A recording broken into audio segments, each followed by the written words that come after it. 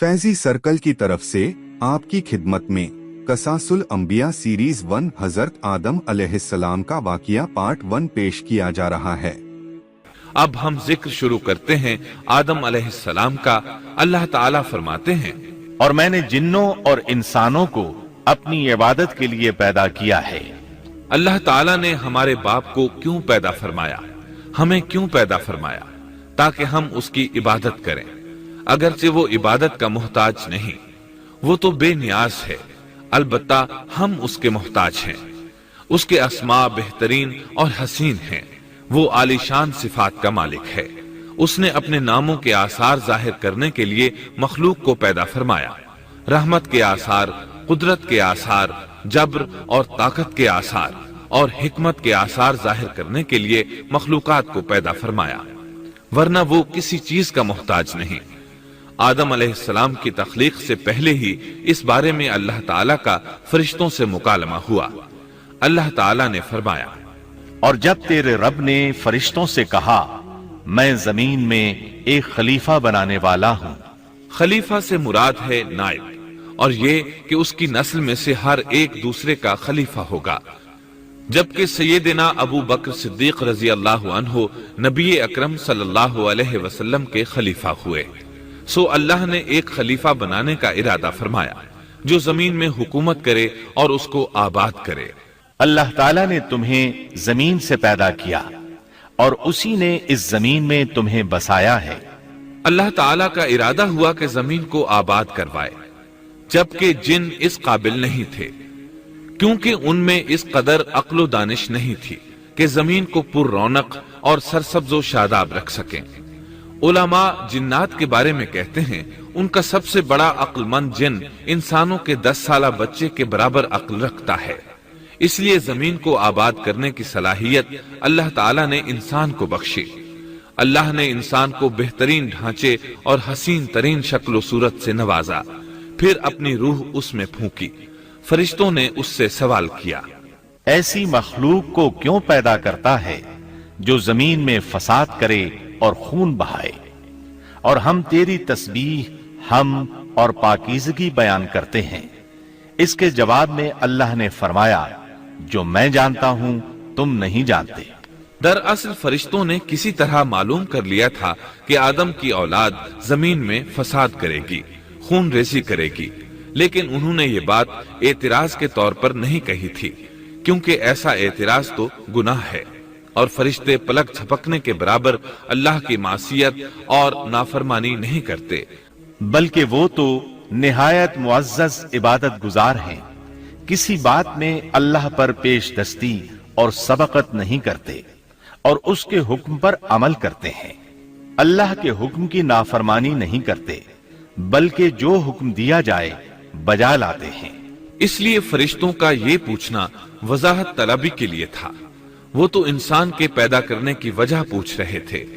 वो जमीन में जिन्नात के आमाल और करतूत का मुशाहदा कर चुके थे, यानी अल्लाह ताला ने उन्हें पैदा करके इख्तियार दिया तो वो फितना और फसाद और फिस्क व फुजूर में मुब्तला हो गए। और अब एक और मखलूक जमीन में बसाई जा रही थी, तो इस बात का इम्कान था कि ये मखलूक भी उनके नक्श कदम पर चले। इसलिए फरिश्तों ने ताज्जुब और हैरत की बिना पर यह सवाल किया था, और पूछने का मकसद ये था कि क्या ये भी जिनों की तरह होंगे। इस तरह उन्हें यह खदशा लाहिक हुआ कि शायद उनसे अल्लाह की इबादत में कोताही या कमी वाक़ हुई है, जिसकी वजह से अल्लाह को नई मखलूक पैदा करना पड़ी। इसलिए उनकी बात में यह भी था कि हम तेरी हमद और सना बयान करते हैं। बहरहाल इनके सवाल के दो मकसद थे। क्या ये जिन्नों की तरह फसाद करने वाली कौम है? क्या हमसे तेरी इबादत में कोताही हुई है? इस पर अल्लाह ताला ने फरमाया, जो मैं जानता हूं वो तुम नहीं जानते। इस मौके पर फरिश्तों के जहनों में एक और बात भी आई। वो आपस में कहने लगे कि अल्लाह ताला जो भी मखलूक पैदा करेगा वो हमसे ज्यादा मुअज़्ज़ज़ और आलिम नहीं हो सकती। यानी जब फरिश्तों ने बाकी मखलूकात का जायजा लिया, मसलन आसमान, जमीन, पहाड़, जिन, चौपायों वगैरह का, तो उन्होंने सोचा ये हमसे ज्यादा मर्तबे वाली नहीं है, लिहाजा ये मखलूक भी पैदा हो रही है तो ये हमसे ज्यादा मर्तबा नहीं रखती। ये हमारा खास मुकाम है کہ اللہ کی تسبیح میں مصروف ہیں، کفر سے محفوظ ہیں، ہر حکم بجا لاتے ہیں، اللہ کے تمام احکامات پورے کرتے ہیں، آسمان اور زمین میں اس کا حکم نافذ کرتے ہیں، اور اللہ کے نزدیک ہم سب سے زیادہ شرف والے ہیں۔ لہٰذا اگر یہ نئی مخلوق انسان بھی پیدا ہو جائے تو کیا ہوا، ہم سے زیادہ معزز اور علم والی تو نہیں ہوگی۔ بہرحال جب اللہ تعالیٰ نے آدم کو پیدا کیا تو زمین کی مٹی لانے کا حکم فرمایا، چنانچہ اللہ تعالیٰ کے پاس مٹی لائی گئی۔ امام ترمذی، ابن حبان اور امام احمد رحمت اللہ علیہم نے ایک حدیث بیان کی ہے جس کے الفاظ کچھ یوں ہیں: اللہ تعالیٰ نے آدم علیہ السلام کو مٹی کی ایک مٹھی سے پیدا فرمایا، اس مٹی کو اللہ تعالیٰ نے پوری زمین سے اٹھوایا تھا، یہی وجہ ہے کہ آدم کی اولاد زمین کے لحاظ سے ہی ظہور پذیر ہوئی، بعض سرخ رنگ کے ہیں تو بعض سیاہ اور بعض سفید اور کچھ اس کے درمیان میں ہیں، بعض نیک ہیں بعض خبیث اور کچھ پاکیزہ قسم کے ہیں۔ انسان کی تخلیق مٹی سے شروع ہوئی، اس مٹی کو پانی سے تر کیا گیا تو یہ تین بن گئی۔ اسی وجہ سے قرآن مجید کی بعض آیات میں تراب کا لفظ آیا ہے۔ تراب خشک مٹی کو کہتے ہیں، اور بعض آیات میں تین کا لفظ آیا ہے۔ تین تر اور بھیگی مٹی کو کہتے ہیں۔ اللہ تعالیٰ فرماتے ہیں خلقہ من تراب، یعنی آدم کو تراب سے پیدا کیا گیا۔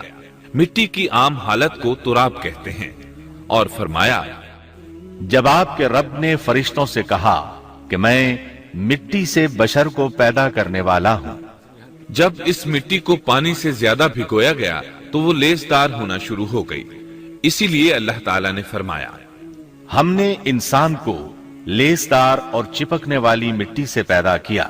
پھر اللہ تعالیٰ نے اپنے مبارک ہاتھوں سے انسان کا ڈھانچہ تیار کیا۔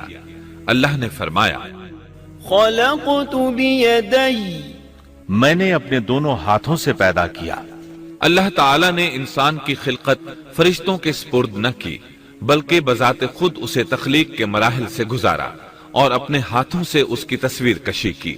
اللہ نے انسان کو پہلے ایک مورتی کی صورت میں ڈھالا، اس کے بعد ایک مقررہ مدت تک چھوڑے رکھا، یہاں تک کہ گیلی مٹی خشک ہو گئی اور اس کا رنگ سیاہ ہو گیا، بدبو آنے لگی، پھر وہ کھنکھناتی مٹی میں بدل گئی اور آخرکار آگ پر پکی ہوئی مٹی یعنی فخار ٹھیکری کی صورت اختیار کر گئی، جس سے مٹکے وغیرہ تیار کیے جاتے ہیں۔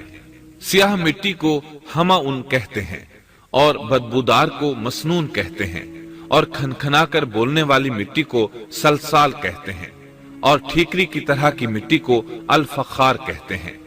مختلف آیات میں یہ الفاظ وارد ہوئے ہیں۔ ہم نے تمہیں پیدا کیا اور پھر ہم ہی نے تمہاری صورت بنائی، اور یقیناً ہم نے انسان کو کھنکھناتی خشک مٹی سے پیدا کیا جو کہ بدبودار اور سیاہ گارے سے خشک ہوئی تھی۔ اللہ نے انسان کو کھنکھناتی مٹی سے پیدا کیا جو کہ ٹھیکری کی طرح تھی۔ ان تمام آیات کریمہ میں کوئی تناقض، تعارض اور اختلاف نہیں، اس لیے کہ ان مختلف آیات میں انسان کو اس کی تخلیق کے مختلف مراحل کی یاد دہانی کرائی گئی ہے۔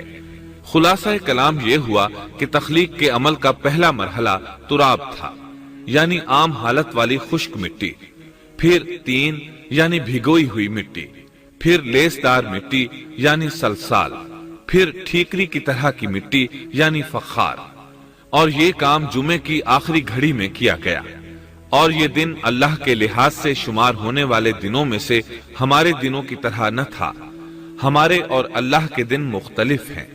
تخلیق آدم دراصل اللہ کا کرشمہ ہے، انسانوں کو ایک صورت عطا کی گئی۔ اس مرحلے کا تذکرہ بخاری اور مسند احمد کی ایک روایت میں ہے۔ اللہ نے آدم کو پیدا کیا اور ان کا قد 60 ہاتھ یا 60 میٹر لمبا تھا۔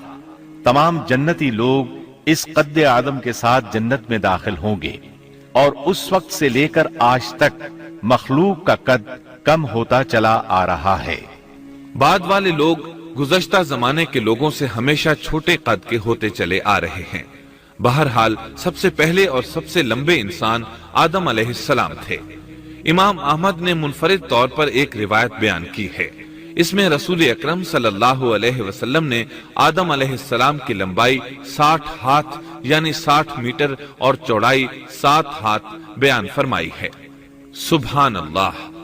سیدنا آدم کس قدر ضخیم اور عظیم مخلوق تھے۔ صحیح مسلم اور مسند احمد کی روایت میں ہے، اللہ نے آدم کو پیدا کیا تو اسے اپنی منشا کے مطابق کچھ عرصہ ڈھانچے کی صورت میں چھوڑے رکھا۔ ابلیس اس کے ارد گرد چکر لگانے لگا۔ اس نے دیکھا کہ وہ پیٹ والا ہے۔ وہ سمجھ گیا کہ یہ مخلوق اپنے آپ پر کنٹرول نہیں کر سکے گی۔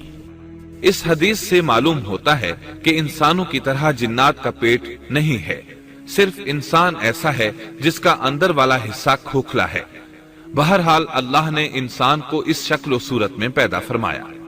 آدم 40 راتیں مجسمے کی صورت میں پڑے رہے۔ جسم موجود تھا لیکن روح نہیں تھی۔ ابلیس آتا، اس ڈھانچے کو ٹھوکر لگاتا تو جسم سے ایسی آواز نکلتی جیسے خالی مٹکے پر ہاتھ مارنے سے نکلتی ہے۔ اسی لیے اللہ نے بھی فرمایا ہے کہ وہ کھنکھناتی مٹی سے پیدا کیے گئے۔ آدم علیہ السلام میں روح ڈالنے سے پہلے ایک مرتبہ فرشتوں کا ان کے پاس سے گزر ہوا تو وہ کچھ گھبرا سے گئے۔ ابلیس کو تو بہت زیادہ گھبراہٹ کا سامنا کرنا پڑا۔ وہ گزرتے ہوئے ٹھوکر مارتا اور کہتا، تجھے کسی خاص مقصد کے لیے پیدا کیا گیا ہے۔ یہ کہہ کر وہ آدم کے منہ میں داخل ہو جاتا اور کمر کے راستے باہر آ جاتا اور فرشتوں سے مخاطب ہو کر کہتا، اس سے گھبرانے کی کوئی ضرورت نہیں۔ اگر مجھے اس پر مسلط کر دیا گیا تو میں یقیناً اسے ہلاکت میں ڈال دوں گا، اور اگر اسے مجھ پر مسلط کر دیا گیا تو بلا شبہ میں اس کی نافرمانی کروں گا۔ اندازہ کیجئے وہ تعجب کر رہا ہے کہ انہیں کیوں پیدا کیا گیا ہے۔ اس کی آدم علیہ السلام سے دشمنی کس قدر پرانی ہے، گویا ابتدا ہی سے یہ عداوت پر ڈٹ گیا تھا۔ بہرحال اللہ نے آدم میں روح پھونکی۔ اس مضمون کو قرآن مجید میں جا بجا ذکر کیا گیا ہے۔ اللہ تعالیٰ فرماتے ہیں، جب میں اس کو ٹھیک ٹھاک کر لوں اور اس میں اپنی روح پھونک دوں تو تم سب اس کے سامنے سجدے میں گر پڑنا۔ ایک اور جگہ فرمایا، اللہ تعالیٰ کے نزدیک عیسیٰ علیہ السلام کی مثال ہو بہو آدم علیہ السلام کی مثال ہے۔ اللہ نے انہیں مٹی سے بنا کر کہا، ہو جا، وہ ہو گئے۔ اللہ نے آدم علیہ السلام کو مٹی سے پیدا کیا، اپنے ہاتھوں سے بنایا، پھر اس میں روح پھونکی۔ اس کا مفصل بیان احادیث میں موجود ہے۔ جب ان میں روح پھونکی گئی اور ابتدا میں روح جیسے ہی سر کے اندر داخل ہوئی، آدم علیہ السلام کو چھینک آ گئی۔ فرشتوں نے آدم علیہ السلام سے کہا، الحمدللہ کہیے۔ انہوں نے کہہ دیا۔ اللہ کی اس تعریف کے جواب میں اللہ تعالیٰ نے فرمایا، رحمک ربک، یعنی تجھ پر تیرا رب رحم فرمائے۔ سبحان اللہ! اللہ ذوالجلال والاکرام نے آدم علیہ السلام میں روح مکمل ہونے سے پہلے ہی انہیں اپنی رحمت سے سرفراز فرما دیا۔ بہرحال جب روح ان کی آنکھوں میں داخل ہوئی اور انہوں نے جنت کے پھلوں کو دیکھا تو ان میں غور و فکر کرنے لگے۔ جب روح پیٹ میں داخل ہوئی تو کھانے کی طلب محسوس ہوئی۔ ابھی روح ٹانگوں تک پہنچی نہیں اور کھانے کی خواہش پہلے ہی محسوس ہونے لگی۔ اس جلد بازی اور عجلت کی وجہ سے اللہ تعالیٰ نے فرمایا، انسان جلد باز مخلوق ہے۔ جب آدم علیہ السلام کو پیدا کر دیا گیا تو اللہ تعالیٰ نے ان کی پشت پر ہاتھ پھیرا۔ ہاتھ پھیرتے ہی ان کی پشت سے قیامت تک پیدا ہونے والے انسان باہر نکل آئے۔ آدم کی تمام اولاد ان کے سامنے ظاہر ہو گئی، اور یہ بات نہایت وضاحت اور صراحت کے ساتھ قرآن مجید اور احادیث مبارکہ میں موجود ہے۔ مسلم بن یسار رحمت اللہ علیہ بیان کرتے ہیں کہ سیدنا عمر بن خطاب رضی اللہ عنہ سے کسی نے اس آیت کریمہ کے بارے میں پوچھا، اور جب آپ کے رب نے اولاد آدم کی پشت سے ان کی اولاد کو نکالا اور ان سے انہی کے بارے میں اقرار لیا کہ کیا میں تمہارا رب نہیں، سب نے جواب دیا، ہاں کیوں نہیں، ہم سب گواہ بنتے ہیں، تاکہ تم لوگ قیامت کے روز یوں نہ کہو ہم تو اس سے محض بے خبر تھے، یا یوں کہو کہ پہلے پہلے شرک تو ہمارے بڑوں نے کیا اور ہم ان کے بعد ان کی نسل میں ہوئے، لہٰذا کیا تو ان غلط راہ والوں کے فعل پر ہمیں ہلاکت میں ڈالے گا۔ सैयदना उमर रजी अल्लाह अन्हु ने उस शख्स के सवाल के जवाब में फरमाया, मैंने सुना है कि रसूलुल्लाह सल्लल्लाहु अलैहि वसल्लम फरमा रहे थे, अल्लाह ने आदम अलैहिस्सलाम को पैदा किया, फिर अपने दाएं हाथ को उसकी पुष्ट पर फेरा और उससे नस्ल इंसानी को बाहर निकाला और उनकी तरफ इशारा करके फरमाया, मैंने इन्हें जन्नत के लिए पैदा किया है और ये जन्नत वालों के आमाल करेंगे। फिर अपने हाथ को दोबारा आदम अलैहिस्सलाम की पुष्ट पर फेरा और उससे नस्ल इंसानी को बाहर निकाला और उनकी तरफ इशारा करके फरमाया, मैंने इन्हें आग के लिए पैदा किया है और ये आग वालों के आमाल करेंगे। इस पर एक शख्स ने नबी अकरम सल्लल्लाहु अलैहि वसल्लम से सवाल किया, ऐ अल्लाह के रसूल सल्लल्लाहु अलैहि वसल्लम, तो फिर हमारे आमाल किस हिसाब में शुमार होंगे? आपने जवाब में फरमाया, अल्लाह ताला जब किसी बंदे को जन्नत के लिए पैदा करता है तो उससे जन्नत वालों के काम करवाता है, हत्ता कि जन्नत वाले आमाल में से ही किसी अमल पर उसका मौत से सामना होता है। इस वजह से अल्लाह उसे जन्नत में दाखिल करता है, और जब अल्लाह किसी बंदे को आग के लिए पैदा करता है तो उसे आग वाले आमाल पर लगा देता है, यहां तक कि वो आग वाले आमाल में से किसी अमल पर मरता है। इसकी वजह से अल्लाह उसे आग में दाखिल कर देता है। हर शख्स के लिए उस काम में आसानी पैदा कर दी जाती है जिसके लिए वो पैदा किया गया है। लेकिन ये बात जहन में हर वक्त मौजूद रहनी चाहिए कि अल्लाह ने इंसान को इख्तियार दे रखा है कि वो अपनी अक्ल और फिक्र की रोशनी में अल्लाह के अहकामात पर अमल पैरा होकर खुद को जन्नती बना ले या अक्ल का दुरुस्त इस्तेमाल न करते हुए शैतान का पटा गले में डाल ले और जहन्नम में जगह बना ले। ये तो अल्लाह ने इंसान को इख्तियार दे रखा है, उसकी मर्जी कि जन्नत वाले अमाल करे या जहन्नम वाले। हर इंसान में दोनों तरफ जाने की ताकत और सलाहियत मौजूद है। अल्लाह ने इंसान को मजबूर नहीं बनाया, अलबत्ता हर इंसान को जो भी रवैया इख्तियार करना था अल्लाह को उसका इल्म था, और उसका इल्म बरहक है, कतई है, उसमें कोई गलती नहीं हो सकती। इसलिए उसने अपने इल्म के मुताबिक तकदीर लिख दी। अब हम जो कुछ करते हैं तकदीर से मजबूर होकर नहीं करते, बल्कि अपने इख्तियार से करते हैं, और चूंकि तकदीर भी अल्लाह के हुक्म से लिखी गई इसलिए इसमें भी कोई खता वाक़ई नहीं होती। लिहाजा तकदीर का ये मतलब नहीं कि इंसान तकदीर की बिना पर हिदायत मानने या ना मानने पर मजबूर है, ऐसी बात कतन नहीं। और दुरुस्त बात यह है कि तकदीर का मसला बहुत ज्यादा पेचीदा है और मुश्किल तरीन मसाइल में से है, यहाँ इसकी तफसील का मौका नहीं। जब अल्लाह ने आदम अलैहिस्सलाम को पैदा कर लिया और उसमें अपनी रूह फूंक दी तो फरिश्तों को हुक्म दिया कि आदम को सजदा करें। इब्लीस एक बहुत नेक और बुजुर्ग जिन था, उसने कभी अल्लाह की नाफरमानी नहीं की थी। इसी बिना पर वो बुलंद मर्तबा पाकर फरिश्तों में शामिल हो चुका था, लेकिन फरिश्तों की जिन्स से कतन नहीं था। अल्लाह ने उसे इताअत और फरमाबरदारी का सिला दिया था, उसकी इज्जत और इकराम करते हुए आसमान में बसाया था। लम्हा भर के लिए भी उसने अल्लाह की नाफरमानी नहीं की थी। और फिर अल्लाह ने आदम को सजदा करने का हुक्म दिया, और इस हुक्म के मुखातब फरिश्ते और इब्लीस थे। सिर्फ फरिश्तों के लिए ये हुक्म नहीं था, बल्कि इब्लीस भी इस हुक्म में शामिल था, क्योंकि अल्लाह ताला फरमाते हैं, और यकीनन हमने तुम्हें पैदा किया, फिर हम ही ने तुम्हारी सूरत बनाई। फिर हमने फरिश्तों से कहा कि आदम को सजदा करो, तो सिवाय इब्लीस के सभी ने सजदा किया। वो सजदा करने वालों में शामिल न हुआ। अल्लाह ताला ने फरमाया, तुझे किस चीज ने सजदे से रोक दिया, जबकि मेरा हुक्म तेरे लिए भी था। तो इससे साबित हुआ इस हुक्म में फरिश्तों के साथ इब्लीस भी शामिल था, क्योंकि कुरान में इज अमरतुक के अल्फाज हैं। इसका मतलब है कि मैंने तुझे हुक्म दिया था। और फिर इब्लीस ने जवाब में ये नहीं कहा कि तूने तो मुझे हुक्म ही नहीं दिया था, बल्कि उसने सजदा न करने की वजह ये बताई। उसने कहा, मैं सजदा क्यों करूं, मैं इससे बेहतर हूं, इसलिए कि तूने मुझे आग से पैदा किया और इसे मिट्टी से। अल्लाह ने हुक्म दिया, तू इससे नीचे उतर जा। غرض جب ابلیس نے نافرمانی کی، سرکشی اور تکبر کا مظاہرہ کیا تو اس وقت اللہ تعالیٰ اور اس کے درمیان مکالمہ ہوا۔ اللہ نے اس کی سرکشی دیکھ کر اسے سزا دیتے ہوئے فرمایا، اس جنت سے اتر جا، تجھے کوئی حق حاصل نہیں کہ تو اس جنت میں رہ کر تکبر کرے۔ ابلیس نے جواب میں کہا، مجھے قیامت کے دن تک مہلت دے دیجئے، یعنی اتنی لمبی عمر دے دیجئے کہ میں قیامت تک زندہ رہوں، موت نہ آئے۔ اللہ نے فرمایا، تجھے مہلت دے دی گئی، لیکن ایک وقت مقررہ تک۔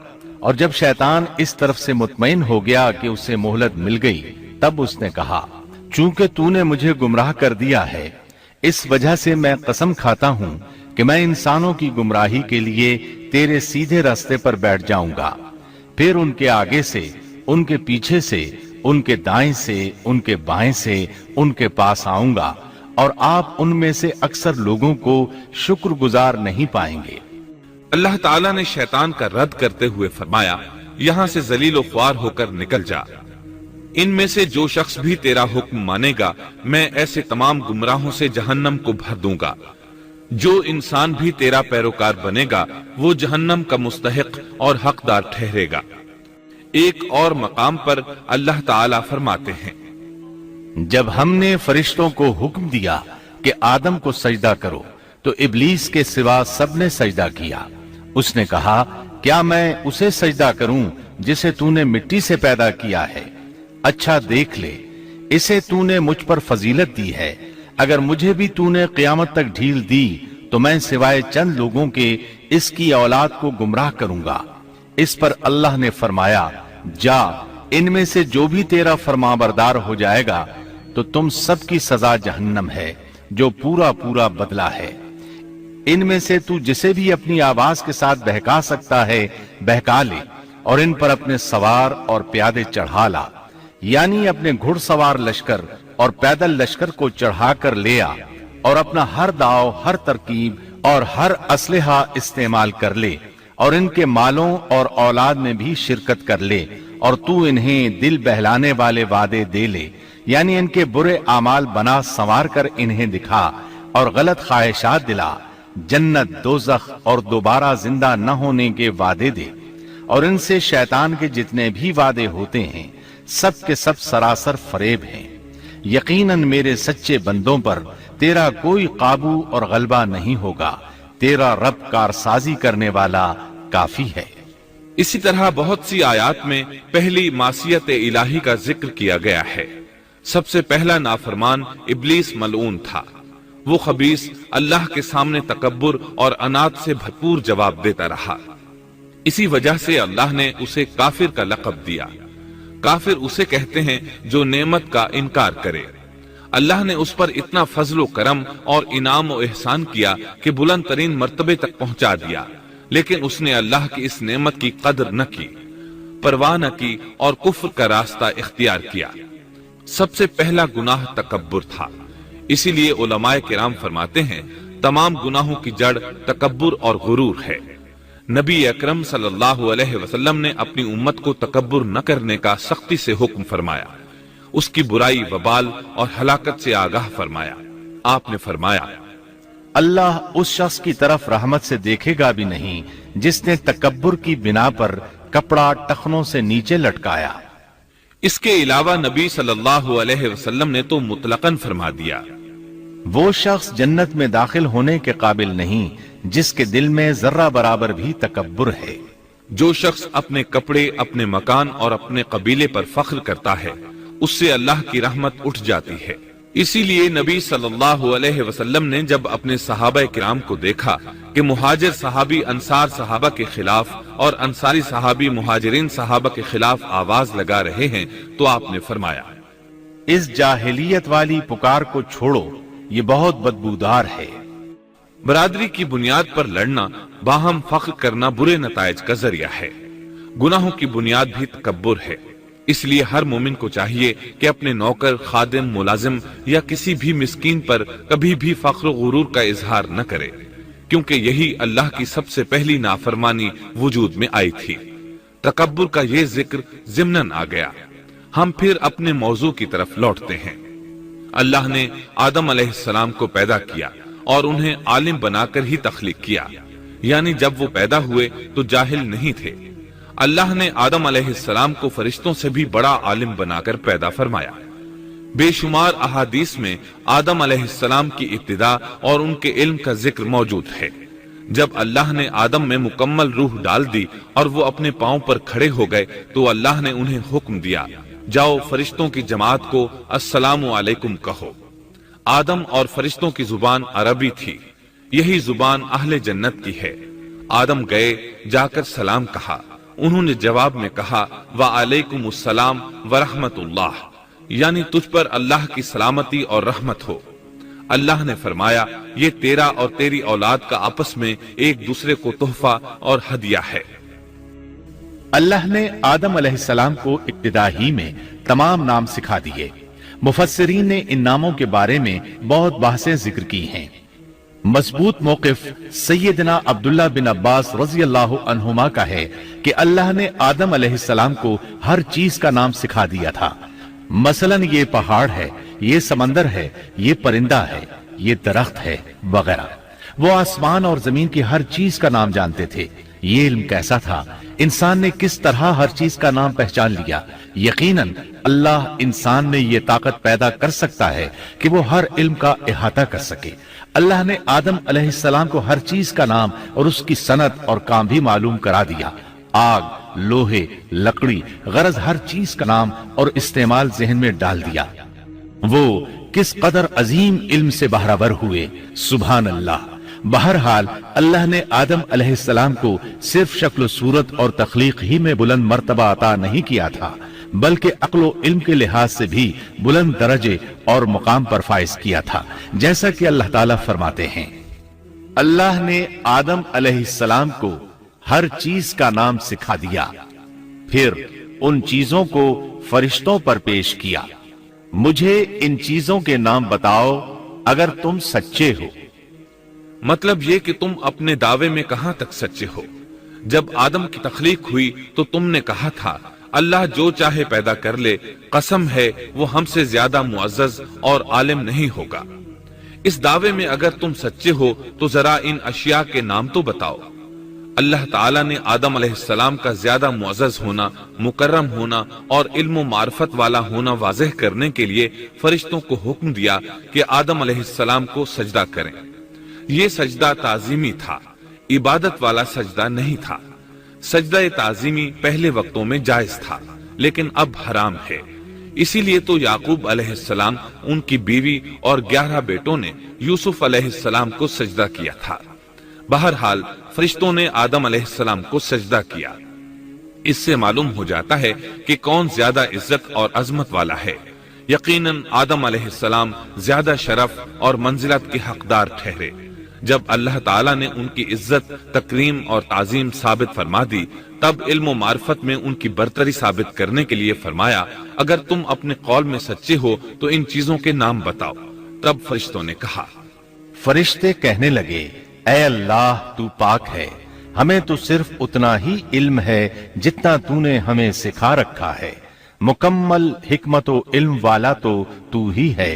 اللہ تعالیٰ نے آدم علیہ السلام سے فرمایا، اے آدم تم ان فرشتوں کو ان چیزوں کے نام بتاؤ۔ آدم ہر چیز کا نام بتانے لگے، کسی جگہ بھی انہوں نے غلطی نہیں کی۔ جب انہوں نے فرشتوں کو تمام چیزوں کے نام بتا دیے تو اللہ تعالیٰ نے فرشتوں کو مخاطب کر کے کہا، کیا میں نے تمہیں پہلے ہی نہیں کہہ دیا تھا کہ زمین اور آسمان کا غیب میں ہی جانتا ہوں، اور میرے علم میں ہے جو تم ظاہر کر رہے ہو اور جو چھپا رہے ہو۔ یہاں ذہن میں سوال ابھرتا ہے کہ فرشتے کیا چھپا رہے تھے؟ وہ راز والی بات یہی تھی کہ اللہ ہم سے زیادہ معزز اور عالم مخلوق پیدا نہیں کرے گا۔ اس کے بعد اللہ تعالیٰ نے اماں حوا کو پیدا فرمایا۔ انہیں آدم علیہ السلام کے فوراً بعد پیدا نہیں فرمایا، بلکہ آدم علیہ السلام نے کافی عرصہ جنت میں تنہا بسر کیا، اور حدیث میں ہے کہ وہ وحشت محسوس کرتے تھے، تنہائی کو شدت سے محسوس کرنے لگے تھے۔ آخرکار ایک روز جب وہ سو رہے تھے تو اللہ تعالیٰ نے ان کی بائیں پسلی سے اماں حوا علیہ السلام کو پیدا فرمایا اور آدم علیہ السلام کا ہم سفر بنا دیا۔ اللہ فرماتے ہیں، اے لوگو، अपने उस परवरदिगार से डर जाओ जिसने तुम सबको एक ही जान से पैदा कर डाला और उस जान यानी आदम अलैहिस्सलाम से उनकी बीवी को पैदा किया। आदम अलैहिस्सलाम के वजूद ही से हव्वा का वजूद बनाया गया। वो कोई अलग मखलूक नहीं थी। जब आदम अलैहिस्सलाम बेदार हुए तो उन्होंने अपने करीब एक औरत को बैठे देखा। पूछने लगे, तुम कौन हो? हव्वा अलैहिस्सलाम ने कहा, औरत। आदम अलैहिस्सलाम ने फिर पूछा, तुझे किस लिए पैदा किया गया है? वो बोली, आपके लिए, ताकि आप मुझसे सुकून और उन्स हासिल करें। जब फरिश्तों ने आदम अलैहिस्सलाम को एक औरत से बातें करते देखा तो कहने लगे, अब एक और नई मखलूक पैदा की गई है। आदम अलैहिस्सलाम ने उन मखलूकात का नाम तो बता दिया था जो मशहूर और मारूफ थी, इनका नाम पूछना चाहिए। उन्होंने आदम अलैहिस्सलाम से सवाल किया। उन्होंने फौरन जवाब दिया, हव्वा, इसलिए कि अल्लाह ने तो आपको हर चीज का नाम सिखा दिया था।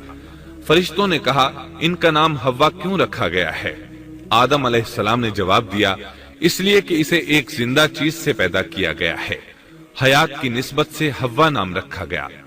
मुस्लिम शरीफ में है, सैयदना अबू हुरैरा रजी अल्लाह अन्हु रिवायत करते हैं कि रसूलुल्लाह सल्लल्लाहु अलैहि वसल्लम ने फरमाया, जो शख्स अल्लाह और आखिरत के दिन पर ईमान रखता है, जब वो किसी मामले के लिए हाजिर हो तो भलाई वाली बात करे या खामोश रहे, और औरतों के बारे में भलाई की वसीयत हासिल कर लो, यानी उनके साथ अच्छा सलूक करो, क्योंकि औरत पसली से पैदा की गई है और पसली में ज्यादा टेढ़ा हिस्सा ऊपर वाला हिस्सा होता है। अगर तुम इसको सीधा करना चाहोगे तो तोड़ डालोगे, और अगर इसको छोड़ दोगे तो वो इसी तरह हमेशा टेढ़ी रहेगी। औरतों के बारे में भलाई की वसीयत हासिल कर लो। मतलब ये कि इसी हालत में गुजर बसर करो, औरतों के बारे में भलाई की वसीयत हासिल कर लो। इस हदीस का मतलब ये है कि औरतों पर जबर करके जबरदस्ती उनकी तबीयत को बदला नहीं जा सकता, और औरत जात को निहायत नरमी और प्यार से रखो। इनकी तबीयतों में टेढ़ापन है, वो कभी जज्बात से मगलूब हो जाती है और अक्ल खो बैठती है। अगर कोई इसे सीधा करना चाहे तो इससे लाताल्लुकी, दूरी और तलाक की नौबत आ जाएगी। अगर इसे छोड़ दोगे तो टेढ़ापन बरकरार रहेगा। मर्द को बहुत हौसले से इस सूरत हाल को संभालना चाहिए। अहादीस में सैयदना इब्राहीम अलैहिस्सलाम की जौजा सैयदा सारा अलैहिस्सलाम का किस्सा मौजूद है। वो हव्वा अलैहिस्सलाम के बाद कायनात की सबसे ज्यादा खूबसूरत औरत थी। अहादीस से ये इशारा मिलता है कि हव्वा अलैहिस्सलाम इब्तिदाए इंसानियत से लेकर क़यामत तक पैदा होने वाली तमाम औरतों में खूबसूरत थीं। अब इब्लीस लगा अपने वसवसे शुरू करने। आदम और हव्वा